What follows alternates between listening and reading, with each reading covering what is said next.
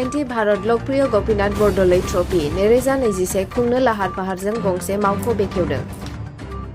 चिरां जिल्ला थाइखाझरा VCDCनि सिङाव थानाय राइन' club playground थाइखाझरायाव 25 मार्चनिफ्राय 30 मार्चसिम 'द'जिदाइनथि Bharat Lokopriya Gopinath Bordoloi trophy 2021 खुंनो लाहार फाहारजों गंसे आफादत्त मावख' बेखेवदों। बे 'द'जिदाइनथि भारत लोकप्रिय गपिनाथ बरदलै ट्रफी 2021 खुंगोन गुवाहाटी स्पर्ट्स एस'सिएशन गुवाहाटीआ चिरां सुबुंथि फाउन्डेसनजों लोब्बा लाखिनानै खुंनो लादों। दिनै मावख' बेखेवनाय हाबाफारियाव मावख'खौ बेखेवना होयो EM रनजित बसुमतारी। बेजों लोगोसे नुजाफैदों गाहाय मावफुं सोद्रोमा प्रमद बर'नि OST डक्टर सांग्रां ब्रह्मआ आरो गोबां मेलेमजिबिफोर नुजाथियो। आसाम हादोरसानि गिबिसिन गिबि मन्त्रि आरो आसामनि गेजेराव रायजो राजानि थाखाय मुंदांखा जायनि थाखाय बिथांखौ लकप्रिय होननानै बुङो।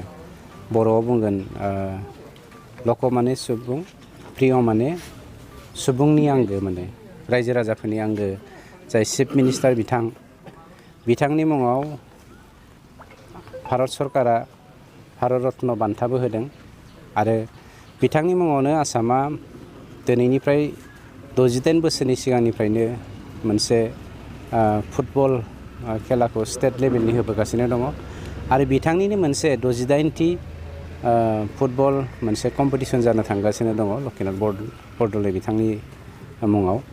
गतिके मोनसे गोग्गाथावना बाथ्राया जादों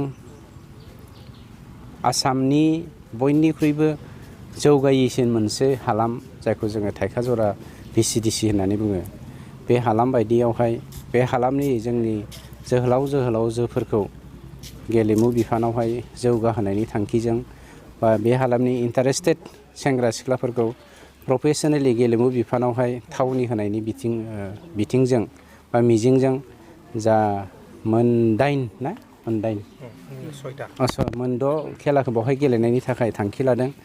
बेखौ आं सरकारनि जानानै एबा आं बे 14 नं चिरां दुवार कनस्टिटिउन्सनि सासे बियाबनि सासे MCLA हिसाबै आं बरायदों आरो खोब गोजोननाय मोनदों। खस्थ'नि गेजेरजोंब्लाबो खस्थ'नि फिथाइया गोदै होननाय मोनसे बाथ्रा थायो। बेखौ जोङो साक्सेसफुल खालामनानै जोंनि हालामखौ जौगाहोनायनि मिजिंजों जेराव जोंनि BTR सरकाराबो प्रमद बर' बिथांनि दैदेननायाव गेलेमु बिफानखौ खोब गुरुत्त होदों।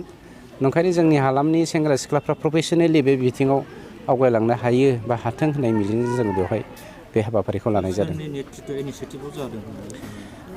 बेखौ सोरबा बेक्तिनि इनिसियेटिभ होननानै जों बुंनो नागिरा। बेखौ स्टेट गभर्नमेन्टनि जाय माने बेखौ स्टेट गभर्नमेन्टनिफ्राय जा दायित्व होदोंमोन बे दायित्व होनाय बिथांमोननिफ्रायनो जेरावहाय बे हालामा फुटबल फिल्डआ थाइखाझराफोरनि बे राइन' क्लाबनि फुटबल फिल्डआ खोब फेमास जोंनि लवार आसामाव जायनि जाहोनाव आरो बिनि थासारिया मोजां इनभाइरनमेन्टआ मोजांखाय बिनि नेचारा माने मिथिंगायारि बिथिङा मोजांखाय बेखौनो सायख'नानै बेवहाय हरनाय जादों आरो बेवहाय जों लकेल मानसिफोर हिसाबै जोंनि इयुथफ्रा राइन' क्लाबनि दैदेननायाव बेखौ मोनसे मावफुंनो थाखाय मावफुं आफाद मोनसे दाना होफैदों।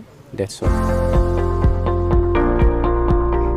2022-2023 सोलोंथाइ बोसोरनि थाखाय चिरां जिल्लानि थुक्राझार JD विलियाम्स गोजौसिन इंराजि फरायसालियाव KGA थाखोनिफ्राय 11 थाखोसिम फरायसाफोरनि मुं थिसननाया सोलिगासिनो।